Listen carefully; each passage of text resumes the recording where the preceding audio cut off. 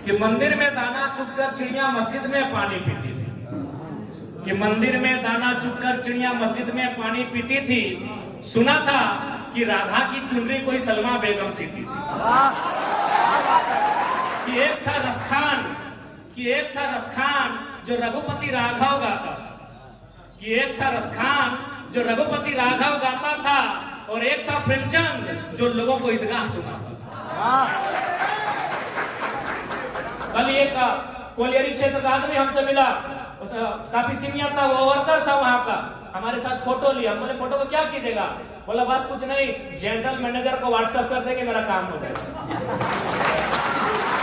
लेकिन हमने कभी सपने में भी नहीं सोचा था कि जो संख्या 50 में थी वो कभी 50 लाख और 5 करोड़ तक जाएगी, ये हम लोगों ने सपने में भी नहीं सोचा था। तो फिर कारण क्या था? कारण यही था कि ये लड़ाई हक अधिकार की है, ये लड़ाई उन शोषितों की है, वंचितों की है, जो लगातार सदियों से अपने राज्य में, अपनी मिट्टी में चले गए हैं। आज 40% इस भूभाग में खनिज संपदा होने के बाद भी हमारे लोग मैक्सिमम प्रदेशों में, विदेशों में प्रवास करते हैं। तो कहीं ना कहीं ये दुर्भाग्य का विषय है। आज यहाँ विभिन्न धर्मों को मानने वाले लोग बैठे हैं। भारत देश में अगर धर्म कोड की बात कही जाए तो संविधान 10 धर्म कोड को मान्यता देता है। मैं सभी का आदर करता हूँ। किसी को नीम के पेड़ में शांति मिलती है, किसी को आम के पेड़ में शांति मिलती है, सबका अपना अपना मार्ग है। लेकिन आप लोग जितने लोग बैठे हैं, आप भी जानते हैं, अगर आप किसी की आस्था ईश्वर में, किसी की अल्लाह में, किसी की रब में है, तो आप ये मत अपने जहन में रखिए कि आप कुछ भी करेंगे उसका ध्यान बार बार इस धरती पे होगा। इस ब्रह्मांड में और भी दुनिया होंगे, उसको बनाने में व्यस्त होगा।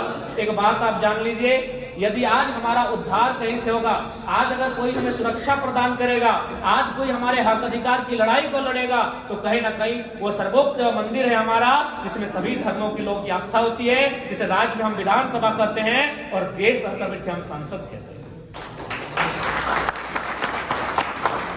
हैं। जब भी कोई हमारे साथ घटना घटती है तो हम सभी धर्मों के मानने वाले लोग अपने धर्म स्तर पर नहीं जाते हैं, हम कानून की मदद लेते हैं।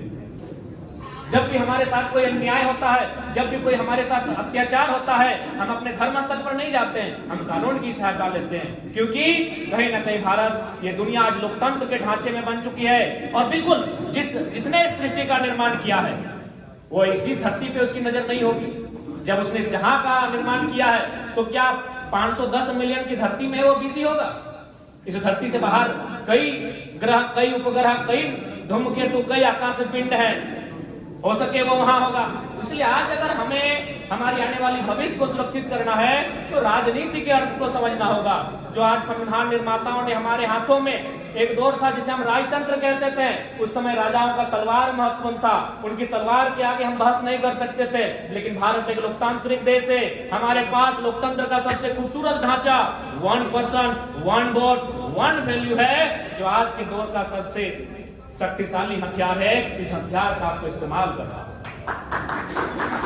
आज बहुत सारे मीडिया वालों ने हमसे पूछा कि केंद्र से चूंकि आप सांसद के चुनाव में लड़ेंगे, आप लोग एमपी के चुनाव में लड़ेंगे, उस समय केंद्र के पास धर्म इशू होगा, आप किन मुद्दों के साथ जाएंगे? मैंने कहा जो लोग आज सऊदी में फंसे हैं, जो लोग आज अन्य प्रदेशों में फंसे हैं, उनके लिए सबसे बड़ा धर्म अगर है तो रोटी का धर्म है, जो मजहब से भी ऊपर है। मैं उन मुद्दों के साथ एमपी का चुनाव लड़ूंगा।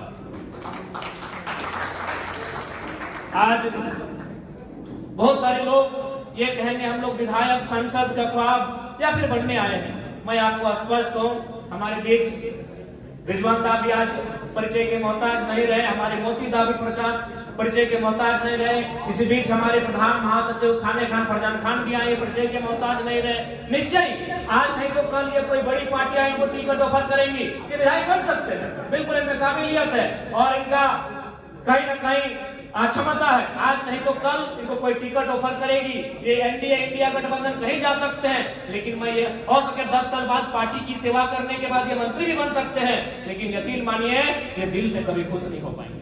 हम लोग विधायक संसद नहीं बनने आए हैं, हम लोग व्यवस्था को बदलने आए हैं। हम एक ऐसा आधार बनाएंगे कि हमारे पार्टी का अगर कोई कार्यकर्ता रहेगा तो वो अभिमान करेगा। हम एक ऐसा माहौल क्रिएट करने आए और आज शुरुआत हो चुकी है। आज हमारे पास एक मुखिया का, एक वार्ड सदस्य का प्रतिनिधि नहीं है, लेकिन आज भी लड़के लोग बोलते हैं कि दादा एक फोन हम लोग लगाते हैं और हमारा काम हो जाता है। कल एक कोलियरी क्षेत्र का आदमी हमसे मिला, काफी सीनियर था, वो वर्कर था वहां का, हमारे साथ फोटो लिया। बोले फोटो को क्या कीजिएगा? बोला बस कुछ नहीं, जनरल मैनेजर को व्हाट्सएप कर देंगे, मेरा काम हो जाएगा। यानी जो कोलियरी के जीएम हैं उनको व्हाट्सएप कर देंगे, मेरा काम हो जाएगा। तो ये बदलाव हम लोग बिना किसी पद में रहकर लाए हैं। आज किसी फैक्ट्री में चले जाए, किसी कंपनी में चले जाए, आज हमारे नौजवानों से टॉकिंग करने के लिए घबराते हैं, चाहे एचआर रहे, चाहे कोई पदाधिकारी रहे। तो सोच के देखिए, अगर हम लोगों को आप लोग आशीर्वाद देकर अगर नेतृत्व करने का अवसर देंगे तो इस राज्य में क्या बदलाव आएगा। और निश्चय इस बात को ध्यान में रखिए, हम लोग इससे पहले कि राजनेता किस प्रकार की परिपाटी में अपने आप को ढाले हैं मायने नहीं रखता है। आज हम लोगों के ऊपर जो आस्था इस राज्य की जनता ने दिखाया है, इससे हम लोग किसी भी प्रकार से विश्वासघात नहीं करेंगे, किसी प्रकार का विश्वासघात नहीं होगा। क्योंकि अगर हमें एमपी का चुनाव लड़ना, तो आप लोग भी जानते हैं अभी भारत देश में 2 ही पार्टियां हैं जो एमपी के चुनाव में दमदार रहेंगी, एक इंडिया गठबंधन है, एनडीए गठबंधन है। और मैं आपको कोई झूठ बात नहीं, न हवा हवाई बात नहीं, दोनों पार्टियों के बड़े लीडर हमसे संपर्क करते हैं कि आप बोलिए आपको 3-4 सीट है, लेकिन आप नाम लेके बोलिए कि लोकसभा किस सीट से लड़ना पसंद करेंगे। इन 2 वर्षों ने हम लोगों ने अपनी काबिलियत को इतना बनाया है। और एक बात बताइए, 29 साल का लड़का कौन नहीं चाहेगा यार कि एनडीए चाहे इंडिया से उठकर दिल्ली पहुंच जाए।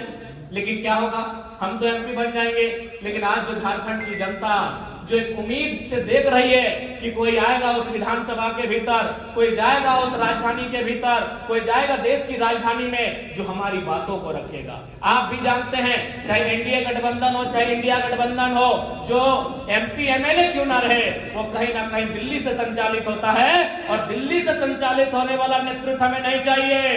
दिल्ली को पारसनाथ के पहाड़ में बैठाए, हमें ऐसा नेतृत्व चाहिए। आज नहीं, कुछ दिन पहले हम गिरिडीह लोकसभा के अंतर्गत पेटवाल क्षेत्र गए थे, वहां 3 सड़क बन के आया है। एक व्यक्ति ने बताया कि जब हमने यहाँ जमीन को खरीदा था तो 30 लाख रोड के किनारे था, 1-1 लाख रुपया प्रति डिसमिल खरीदे, लेकिन सरकार ने हमको 16,000 रेट दिया और 4 लाख में सारा जमीन ले लिया। हमने खरीदा था 30 लाख में और जमीन का रेट हमको मिला 4 लाख, क्योंकि हमारे लिए इस दिल्ली में बोलने वाला कोई नहीं। इसीलिए हमने उन मीडिया को कहा कि धर्म का मुद्दा रहे, चाहे आस्था का मुद्दा रहे, जब हम दिल्ली में कदम रखेंगे हमारे लिए रोटी सबसे बड़ा मुद्दा होगा। आप सोच के देखिए, उसके लिए क्या धर्म मुद्दा रहेगा, जिसने 30 लाख में जमीन खरीदा था और मात्र 4 लाख में सारा जमीन चला गया। आप ये सोच के देखिए, क्या उसके लिए कोई आस्था मुद्दा रहेगा? नहीं, उसके लिए उसका हक मुद्दा रहेगा, सत्य मुद्दा रहेगा, उसके लिए उसके साथ जो अन्याय हुआ वो मुद्दा रहेगा। और आज इस बात को आपको मानना होगा, हम लोग एक साधारण सा छात्र, न कल तक हमें कोई जानता था, न कल तक हमें कोई पहचानता था, लेकिन आज राज्य के नेतृत्व हमें देख रही है, तो कहीं ना कहीं हमें नियति चुनकर लाई है, हमें वो बुद्ध विधाता चुनकर लाया है। अभी आपको तय करना है कि आप हमारा साथ किस प्रकार से देते हैं। क्योंकि देखिए, ऐसा नहीं कि हम लोग आखिरी हैं, इसके बाद 20 साल बाद फिर कोई आंदोलन आएगा, फिर कोई आंदोलन खड़ा होगा, फिर कोई टाइगर, फिर कोई रिजवान बन के आएगा, लेकिन तब तक हम लोग बहुत कुछ खो चुके होंगे, तब तक हम लोग बहुत चीजें खो चुके होंगे। क्या पता हमारे जल, जमीन, जंगल, हमारे खेत खलिहान कहां तक खो चुके होंगे, इसका कोई अनुमान नहीं है। इसलिए मैं ये नहीं कह रहा हूं कि हम लोग आखिरी हैं इसके, लेकिन हाँ, आंदोलन का एक पीरियड होता है। 5 साल में आंदोलन नहीं होता है, 2 साल में आंदोलन नहीं होता है। एक बड़ा आंदोलन जब भी होता है, जब भी कोई राज्य में व्यापक आंदोलन होता है, कम से कम 15 से 20 साल का गैप होता है। उतने दिनों बाद जब फिर कोई नया आंदोलन खड़ा होगा, पता नहीं हम लोग क्या होने की स्थिति में रहेंगे। इसलिए आज समय की मांग को, नियति की पुकार को, उस ऊपर वाले की रजामंदी को देखते हुए झारखंड के युवाओं के हाथों में आप बागडोर को देने का काम करें। और उम्मीद करते हैं 2024 में अगर हम लोग मजबूत होते हैं तो अपने राज्य सरकार की शक्तियों का उपयोग करते हुए इस राज्य में ऐसा वातावरण, एक ऐसा माहौल बनाएंगे कि एक आम व्यक्ति तक वास्तव में हक अधिकार की लड़ाई सार्थक रूप से पहुंचाई जा सके। बहुत सारे लोग कहते हैं कि चेंगड़ा लोग क्या बदलाव करेंगे। देखिए, बदलाव आइडिया से होता है। एक छोटी सी आइडिया सिस्टम को बदल देती है, एक छोटी सी आइडिया माहौल को बदल देती है। हमारे पास आइडियाज हैं, हमारे पास तौर तरीके हैं। हम लोगों ने सोच कर रखा है कि अगर हम लोग को स्थान मिलेगा तो हम लोग क्या कर सकते हैं। अभी उदाहरण के लिए मान के देखिए, माननीय मुख्यमंत्री आज चौक चौराहे जहां देखिए उन्होंने अपने एडवर्टाइजमेंट के लिए लगभग करोड़ों का पोस्टर लगाया है। अब एक बात बताइए, अगर कोई पढ़ा लिखा जिसके पास आइडिया हो, उन पोस्टर बैनर को केवल रोक करके हमें लगता है उन पैसों से छोटी मोटी योजनाएं लेकर हम लोग आ सकते हैं। हमारे पास आइडिया की कोई कमी नहीं है, लेकिन जब तक, क्योंकि भारत एक लोकतांत्रिक देश है, आप सिस्टम में जब तक नहीं आते हैं, आप उन चीजों को इम्प्लीमेंट नहीं करेंगे, तब तक विशेष बदलाव होने की अपेक्षा आप नहीं रख सकते हैं। इसलिए, और आज देखिए, अगर हम लोग को भी अगर चुनाव लड़ने की इच्छा होती तो हम लोग 2 साल पहले पार्टी बना लेते। आप लोग सुने होंगे कि अभी पार्टी हम लोग को रजिस्ट्रेशन के लिए गया है, अड़चने आ रही हैं, बहुत सारे लोग सवाल करते हैं पार्टी बना क्यों नहीं। अरे भाई, हम लोग चुनाव लड़ना उद्देश्य ही नहीं था। हमारा उद्देश्य था झारखंड के आवाज बनना, लेकिन 2 सालों से लोगों ने कहा कि भाई आप लोग विकल्प के तौर पर आए हैं तो कहीं ना कहीं आप लोग को पॉलिटिक्स करना चाहिए, तब हम लोग पॉलिटिक्स को मानकर आए हैं, वरना हमारा कभी उद्देश्य नहीं था कि हम लोग राजनीति करेंगे। इसलिए अगर ये अवसर आया है तो कहीं ना कहीं अवसर इसलिए आया है क्योंकि झारखंड के साथ जो अन्याय और दुराचार हुआ है, ये पूरे ब्रह्मांड में किसी के साथ नहीं हुआ है। हमारे पास 28 राज्य, 8 केंद्र शासित राज्य हैं, वे लोग हवा, धूल, पानी, गर्मी, बरसात सहते हैं। झारखंड के लोग एक्स्ट्रा चीज सहते हैं, उसे अन्याय और जुल्म कहते हैं। पूरे भारत में ऐसा जुल्म कहीं नहीं होता है। पता नहीं दिल्ली में बैठे लोगों को हमसे क्या दुश्मनी है। दुश्मनी ज्यादा नहीं है, हमारे पास जो खनिज संपदा है उसे लूटना चाहते हैं। अगर ये हमारा जंगल होता, जिस प्रकार से झारखंड एक जंगली क्षेत्र है, तो दिल्ली तो छोड़िए, पड़ोसी राज्य हमें देखने तक नहीं आता, झांकने तक नहीं आता। लेकिन जब से अंग्रेजों ने इन्हें बता दिया है कि यहाँ ये रूढ़ है, ये एक ऐसा प्रदेश है जहाँ कण-कण में खनिज है, तब से दिल्ली से लेकर पड़ोसी राज्यों की हम पे नजर है। कोई आप राज्य चले जाइए, हम लोग लगभग 3-4 राज्य इस दरमियान घूम के आए, कहीं तो 100%, 3rd 4th ग्रेड में 100% रिजर्व है, कहीं भाषा के आधार पर आपको उसी भाषा में पेपर लिखना होगा, कहीं तो साफ साफ है कि भाई अन्य राज्यों के लोग यहाँ सरकारी नौकरी करेंगे ही नहीं। लेकिन एक झारखंड है जहाँ कोई सीमा नहीं होने के कारण, जहाँ कोई बैरियर नहीं होने के कारण आज हमारे हक अधिकार को लगातार लोग छीन कर ले जा रहे हैं। और ताज्जुब की बात तो तब आती है, हाल ही फिलहाल अखबार में पढ़े कि अब जो हमारा कॉन्ट्रैक्ट जो पीसीसी का सड़क बनता है 100 फीट का, 150 फीट का, उसमें यूपी और बिहार के ठेकेदार है। अच्छा, ये बात बताइए, लोग, बहुत सारे लोग कहते हैं नहीं ये बाहरी भीतरी की लड़ाई है। क्या हमने किसी भीसी को कहा? जैसे यहाँ भी श्यामा प्रसाद मुखर्जी विश्वविद्यालय है, रांची विश्वविद्यालय है, या फिर विनोद भावे विश्वविद्यालय है, हमारे पास विनोद बिहारी महतो विश्वविद्यालय है। क्या हमने किसी भीसी को कहा कि भीसी आप वापस चले जाए गो बैक, क्योंकि आप हमारे राज्य के नहीं है? नहीं कहा हमने, क्योंकि वो सेंट्रल वैकेंसी है, नेट जेआरएफ के लोग हैं, वो आ सकते हैं। अरे भाई, अगर आप पीजीटी के टीचर में भी बाहर के लोग आएंगे, प्राइमरी टीचर में भी अगर बाहर के लोग आएंगे, तो बताइए क्या झारखंड के लोग झाल बजाएंगे? हमने तो किसी का कभी विरोध नहीं किया। यही जाइए हजारीबाग में, आपको लगता है धनबाद यूनिवर्सिटी की बात कीजिए तो 90% लोग यूपी, बिहार, बंगाल के हैं भाई। 10% झारखंडी होंगे कि नहीं पता नहीं, है तो दरबार में है, घास छीलते हैं, चपरासी करते हैं, पढ़ाने वाले सब तो बाहर के हैं। लेकिन हमने तो कभी विरोध नहीं किया कि वो सेंट्रल लेवल की वैकेंसी है। अब अगर प्राइमरी टीचर बन के भी अगर अन्य राज्यों के लोग आएंगे तो झारखंड क्यों बना? इसीलिए हम लोग अपने स्टैंड पे कायम है। हमारा स्टैंड झारखंडियत है, किसी को बुरा लगता है लगे, लेकिन हमारा लड़ाई वही गलत है।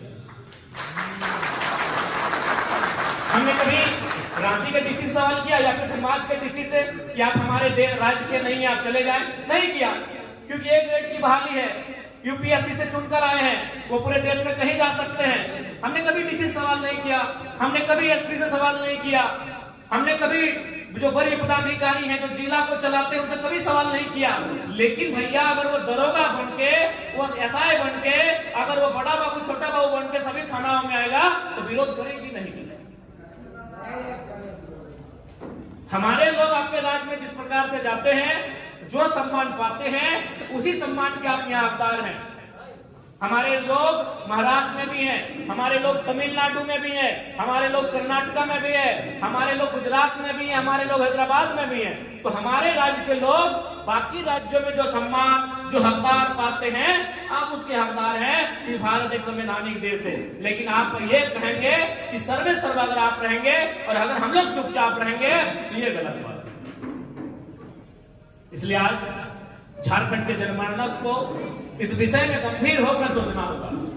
और आज ये लड़ाई इसी बात की है कि आज सभी अपने वोट के पावर को समझे, अपने वोट की वैल्यू को समझे, और इस बार जो चुनाव हो, जिनको मतदान देते हैं उनसे सवाल करें।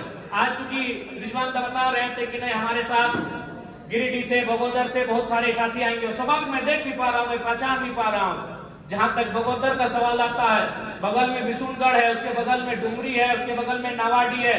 सबसे ज्यादा अगर प्रवासी मजदूर कहीं से है तो बगोदर से है, बिशुनगढ़ से है।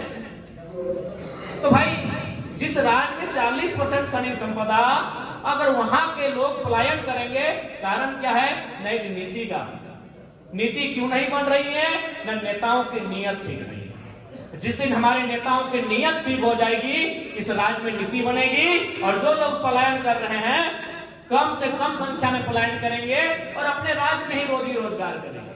भला कौन चाहता है कि बूढ़ी माँ बगोदर में और बेटा सोदी में, बूढ़ा बाप बिशुनगढ़ में और बेटा कुबेत में, नई नवेली दुल्हन डुमरी में और बेटा सूरत में? कौन चाहेगा भाई? ऐसी व्यवस्था कौन चाहेगा? आखिर इस रोटी की तलाश में ना उसने घर का त्याग किया है, इस रोटी की तलाश में ही ना उसने बूढ़े माँ बाप का त्याग किया है। तो क्या हमारे राज्य सरकार में ये कुव्वत नहीं है कि एक पॉलिसी बनाए?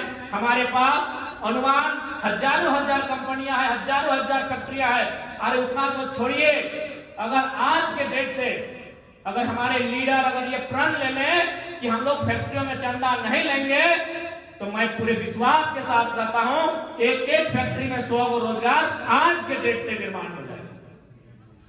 यानी वो जितना लोगों को पैसा देंगे मंत्रियों को, अगर वो ना लिया जाए तो 100 गो रोजगार होगा। मैं अपनी बात बताता हूं, बहुत सारी कंपनियों में हम जाते हैं तो बोलते हैं कहे आप नेताजी कैसा करते हैं, चलिए आपको 50 लाख देते हैं, रोजगार की बात मत कीजिए।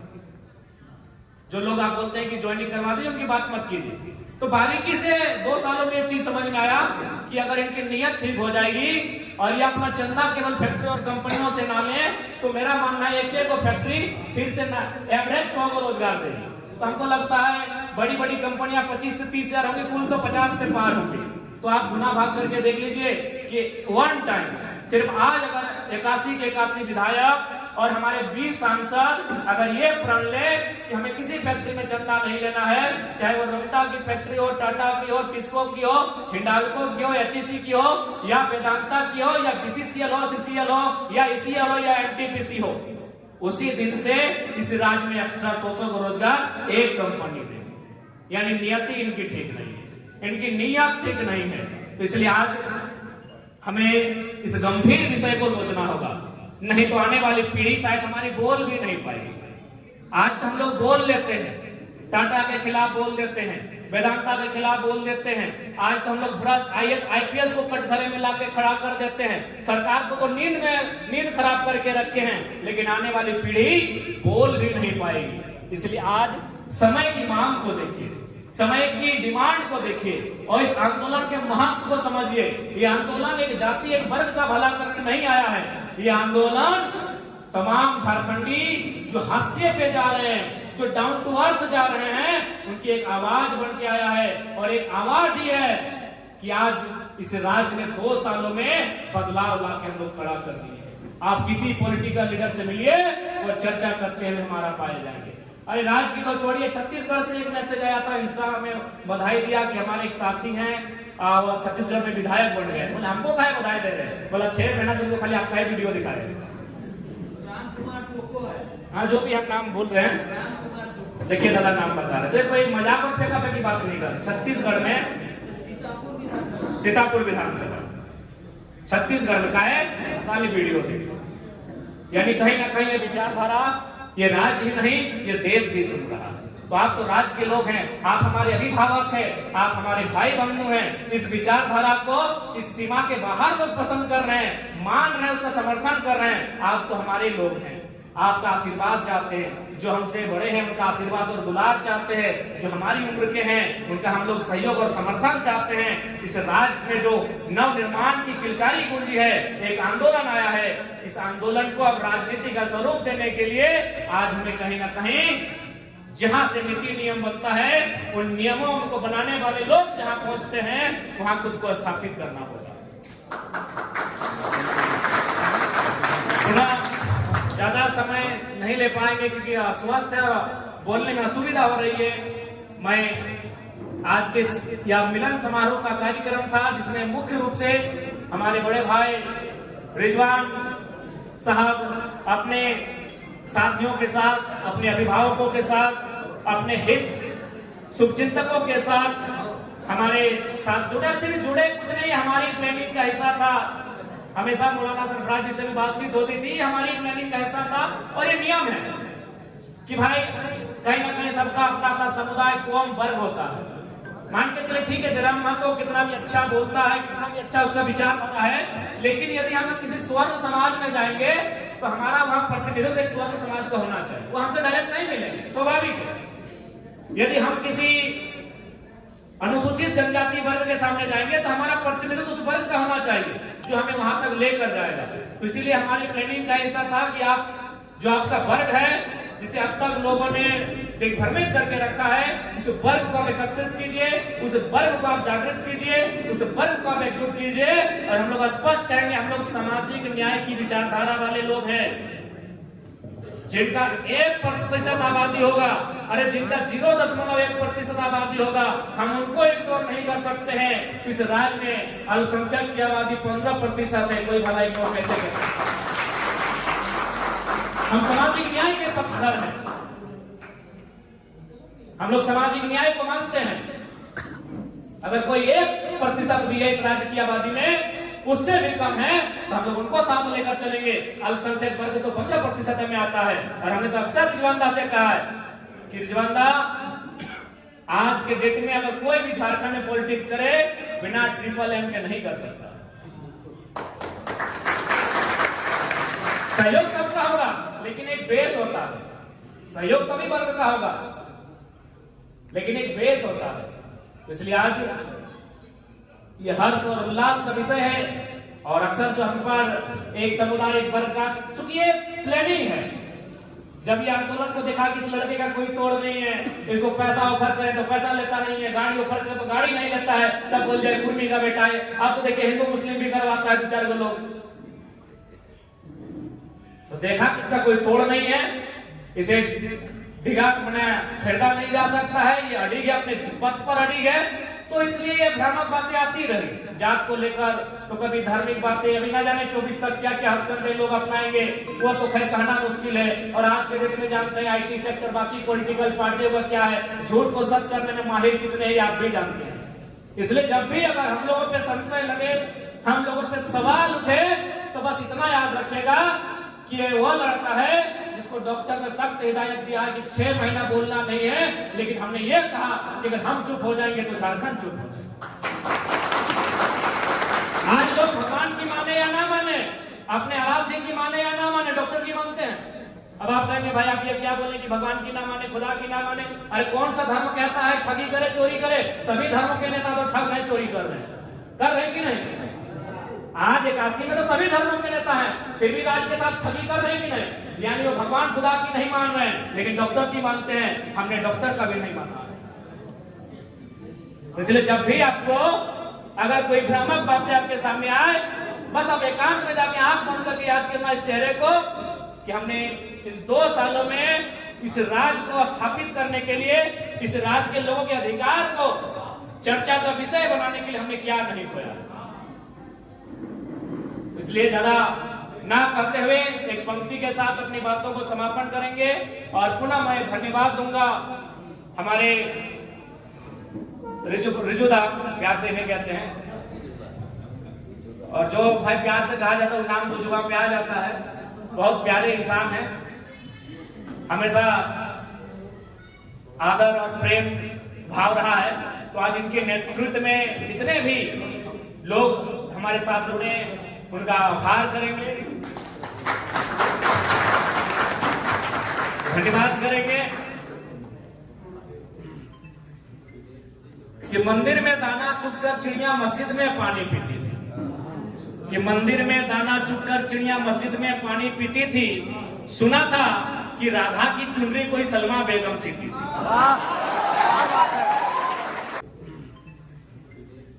कि मंदिर में दाना चुगकर चिड़िया मस्जिद में पानी पीती थी। कि मंदिर में दाना चुगकर चिड़िया मस्जिद में पानी पीती थी। सुना था कि राधा की चुनरी कोई सलमा बेगम सी थी। कि एक था रसखान जो रघुपति राघव गाता था। कि एक था रसखान जो रघुपति राघव गाता था और एक था प्रेमचंद जो लोगों को ईदगाह सुनाता था। तो ये हमारे कि सुना था कि मंदिर से दाना चुगकर चिड़िया मस्जिद में पानी पीती थी। कि मंदिर से दाना चुगकर चिड़िया मस्जिद में पानी पीती थी। सुना था कि राधा की चुनरी कोई सलमा बेगम सी थी। एक था रसखान जो रघुपति राघव गाता था। एक था रसखान जो रघुपति राघव गाता था।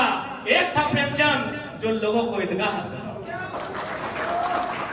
तो ये हमारी माटी की खूबसूरती है। लेकिन कुछ लोग नहीं चाहते हैं कि हाँ हक की बात हो। कुछ लोग नहीं चाहते हैं कि शोषित वंचितों के अधिकार की बात हो। इसीलिए कभी जात के नाम पर, कभी धर्म के नाम पर, कभी आस्था के नाम पर एक दूसरे को लड़ाने का काम करते हैं। लेकिन एक बात याद रखिए, नफरत फैलाने वालों से ज्यादा मोहब्बत बांटने वालों की संख्या है। इसीलिए इतनी तबाही के बाद भी आज हम एक साथ बैठकर जीने को तैयार हैं।